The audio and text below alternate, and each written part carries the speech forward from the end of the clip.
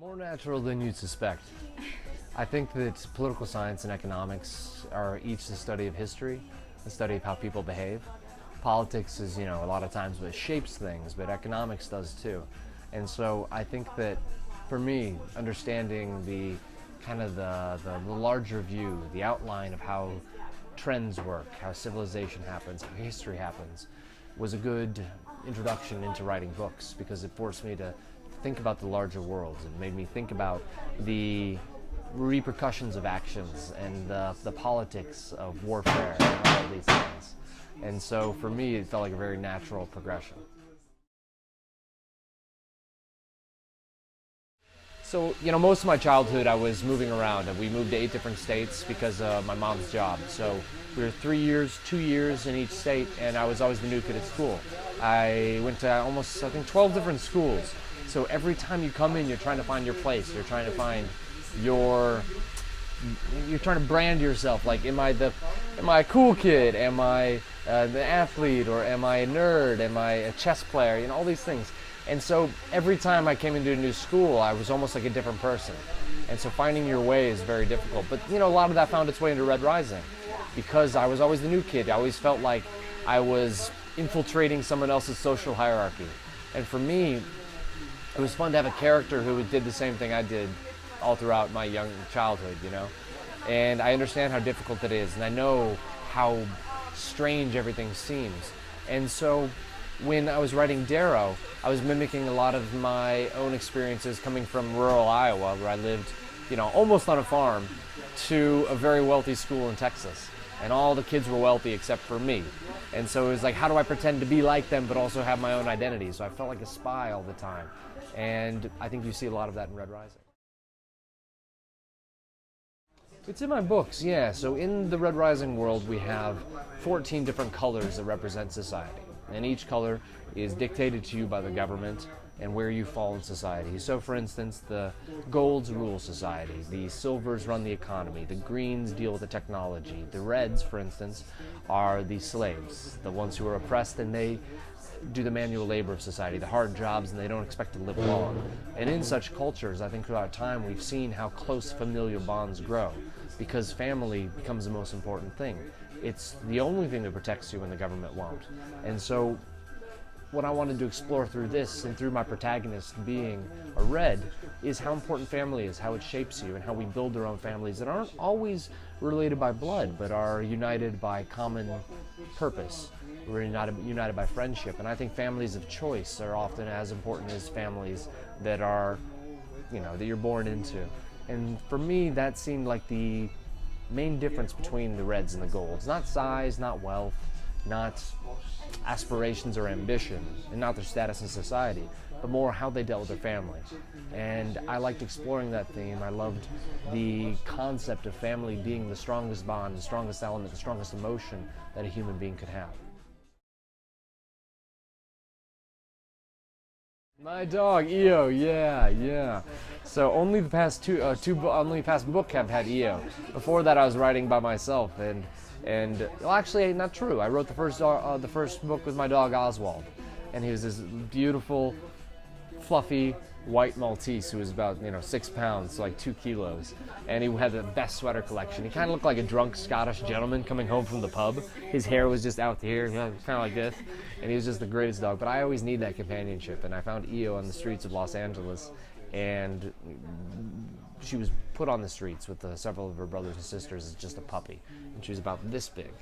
And since I found her, it kind of opened up a new emotion in me, and she's been by my side writing the last book, and she's with me this one, always waiting for a walk or always waiting for a treat. And it's nice to have that because everyone needs unconditional love.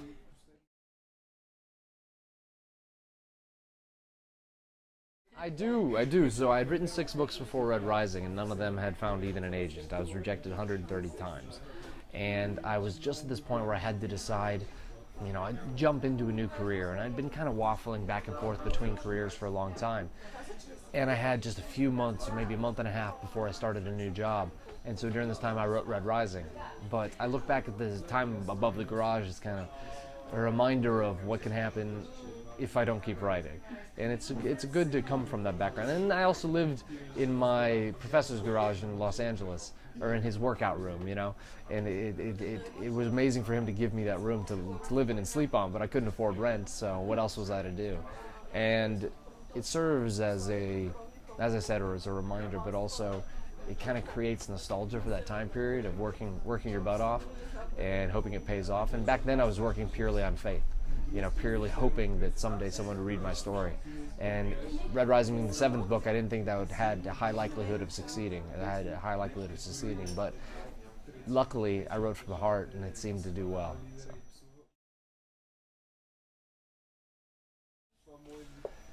There's a lot of messages in Red Rising, but the most important one for me is don't let society dictate to you who you should be. And I think that a lot of times we go into school and society puts us in school in order to tame the new generation, to teach us how to fit into society.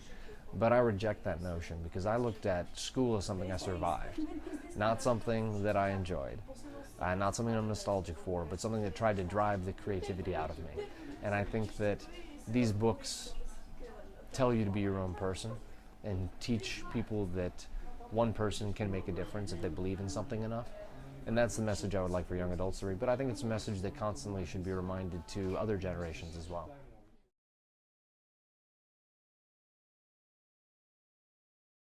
Well, I feel as though almost like I was lucky enough to find something in the middle of the desert or something that no one else had found, and it's a buried civilization, and I'm uncovering it brick by brick with a little brush, you know? And so when I talk about revealing things, I feel as though I'm still exploring this world. I'm still uncovering new facets and new nooks and crannies, and I'm go over here and there's a temple. I go over here and there's a twist that threw off all my understanding of everything before. And that's a wonderful experience, because it's a constant act of exploration. It's a constant act of discovering something new and sharing it with people. And that's what I feel like writing is for me. I think so. I think they're stretched, yeah. You know, you learn a lot of lessons, but I've also written probably about 10 screenplays and a couple TV shows that are not in the Red Rising world. And so I've exercised those muscles on that and learned a lot of lessons there. I had 2 TV shows that were just about to go into production, but then fell through at the last moment. So I'm hungry for success, because I've been rejected in that world just as much as I was in the book world. So I think that it's time to combine them. Yeah, so I'll be doing the scripts when I go back home. And I partnered with an amazing director who I'm so excited to work with, and we're just near the next step of actually going forward.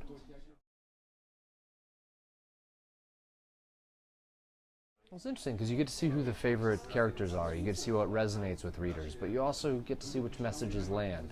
And the way modern readers interact with authors is different than any time before, because they send more messages, there's more accessibility, there's more transparency. But while I can be informed by my readers and what they like and dislike, I also shouldn't write just because of that, or just for that, because then I'm writing something predictable. I'm writing something that they're sculpting in a way that, and I think that's a dangerous path to go down too much. I think it's good to understand what connects, understand what doesn't connect, so you can help convince them that it's the right path to go down in the next story.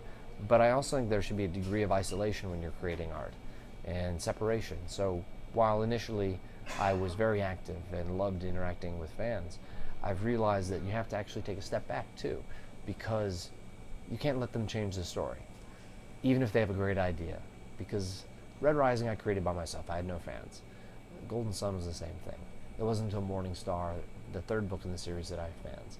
And I think that it definitely helped me understand how to end the book, but I still have to remember that the reason I write is because of the inspiration that I derive from other people's work, that I derive from my own influences through mythology and things like that. And so I'm still trying to tap into that and not get overwhelmed by too many suggestions. Always. I'm always surprised. I'm always surprised to find out most people in Bulgaria's favorite character is Severo. For instance, most people's favorite character in Hungary was Mustang. And it's different in every culture and every country. And I think it shares a little bit about the culture with you. It helps understand how people feel in their own culture, because often people either choose a character as their favorite based on who they wish they were or who they wish they had as a friend. And I think Severo is who everyone wishes they had as a friend. Not many people want to be Severo.